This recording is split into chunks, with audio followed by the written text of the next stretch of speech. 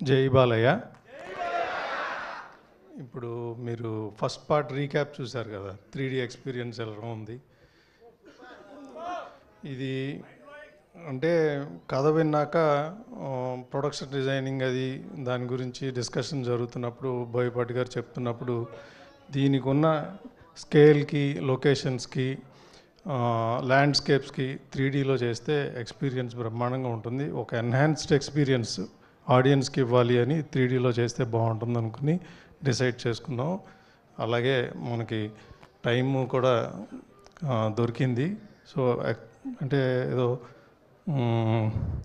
చేసేసాము అన్నట్టుగా కాకుండా ఎక్స్ట్రాడినరీగా వచ్చింది.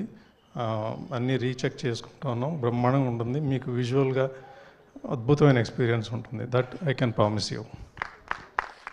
Sir, we have one question. So నిన్న ముంబైలో స్టార్ట్ చేశారు ప్రమోషన్స్. అక్కడ మేము రీల్స్లో, సోషల్ మీడియాలో అంతా చూసాం, బ్రహ్మాండంగా ఉన్నింది.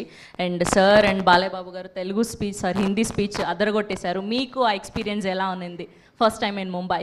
యా బాగుంది. అందరికీ ఇప్పుడు మనకి ఇక్కడ హైదరాబాద్ అట్లాగో అక్కడ ముంబై అందరికీ డ్రీమ్ ఫిల్మ్ మేకర్స్కి. సో అక్కడి నుంచి స్టార్ట్ చేయడం డెఫినెట్గా it's a good experience. Yeah, we're glad that we started from there.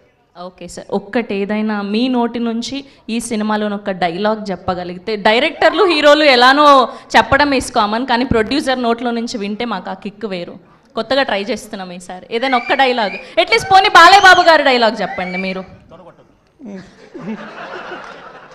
ఎందుకు అవసరమా మేము చెప్పి దాన్ని? బాలయ్య బాబు గారు చెప్తే ఆ సౌండ్ రీసౌండ్ వేరుగా ఉంటుంది. ఒక్క మాటతో మా నోర్లు మోయించారు. Thank you sir, thank you. All the very best.